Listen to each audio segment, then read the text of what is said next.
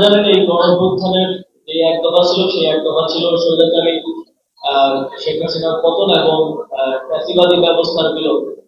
ফ্যাসিবাদী ব্যবস্থার বিলোপ বলতে আমরা স্পষ্টভাবে বুঝি যে প্রতিষ্ঠানগুলোকে ফ্যাসিজমের মধ্যে নিয়ে যাওয়া হয়েছে। বাংলাদেশের সকল প্রতিষ্ঠানকে প্রায় ধ্বংসপ্রায় অবস্থায় রেখে যাওয়া হয়েছে, অর্থনৈতিক প্রতিষ্ঠানগুলোকে ধ্বংস করা হয়েছে।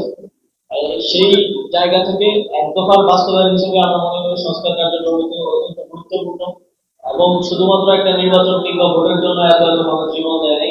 200 আমরা ধারণা করছি আমাদের শহীদ 20,000-এর বেশি আহত এবং শহীদ পরিবার এবং আমাদের আহতরাও সংস্কারের কথা বলছে। এই সরকারের একটা ক্লিয়ার ম্যান্ডেট হচ্ছে আমরা সংস্কার কার্যক্রম শুরু করবো এবং আপনারা জানেন কমিশনগুলোর প্রায় 3 মাসের মতো সময় হয়ে যাচ্ছে, কমিশনগুলো প্রস্তাবনা দেবে। তারপর আমরা যারা স্টেক হোল্ডার আছে তাদের সাথে কনসালটেশনের ভিত্তিতে সংস্কার কার্যক্রম বাস্তবায়ন করে একটা ইলেকশনে ফিরে যাবে। এছাড়াও একটা কথা বলতে চাই যে বিগত সময়গুলোতে উত্তরবঙ্গ বছর শেষের খুশি নগদে হবে বেশি। নগদ পেমেন্টে নির্দিষ্ট ক্যাটাগরির কেনাকাটায় 300 টাকা পর্যন্ত ক্যাশব্যাক। উত্তরবঙ্গের জেলাগুলো উন্নয়ন কার্যক্রমের দিক থেকে যথেষ্ট অবহেলিত ছিল।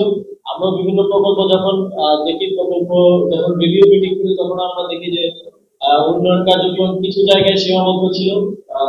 দেশের বিভিন্ন অঞ্চল বিশেষ করে উত্তরবঙ্গ অবহেলিত এবং বঞ্চিত ছিল। আমরা স্পষ্টভাবে বলতে চাই যে এই সরকারের সময় যে অঞ্চলগুলোকে বৈষম্যের শিকার করা হয়েছে সেখানে বিশেষ গুরুত্ব সহকারে উন্নয়ন কার্যক্রম পরিচালনা করা হবে এবং আমরা কিছু দীর্ঘমেয়াদী প্রকল্প নিয়ে যাব যার ফলে এই সরকারের সময় শেষ হয়ে গেল আপনারা সেগুলো সফল পাবেন।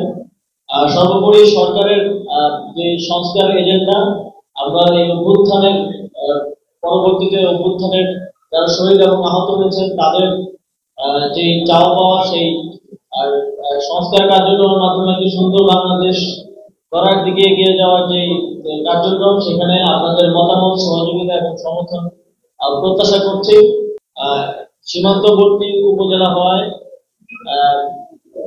এখানকার অবকাঠামোগত উন্নয়ন কার্যক্রম যথেষ্ট পিছিয়ে আছে। আমরা স্থানীয় সরকার পরিবহন ও সমবায় মন্ত্রণালয় থেকে যে ন্যাশনাল স্ট্যান্ডার্ডে এখন আছে প্রায় 40% আমাদের পাকা রাস্তা আছে সারা দেশে, কিন্তু বালিয়াডাঙ্গিতে 31%।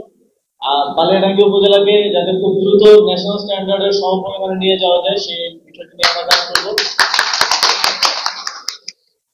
এছাড়াও শিক্ষার হার বৃদ্ধির জন্য বিভিন্ন স্কুলের ভবন নির্মাণ সহ স্কুলের যে কাজগুলো আছে সেগুলোকে বিশেষ গুরুত্ব আরোপ করা হবে এবং বালিয়াডাঙ্গিতে একটা ভালো লাইব্রেরি স্থাপন করার জন্য উপজেলা পরিষদকে স্থানীয় সরকার পরিবহন সমবায় মন্ত্রণালয়ের পক্ষ থেকে 50 লক্ষ টাকার একটা বিশেষ বরাদ্দ আমরা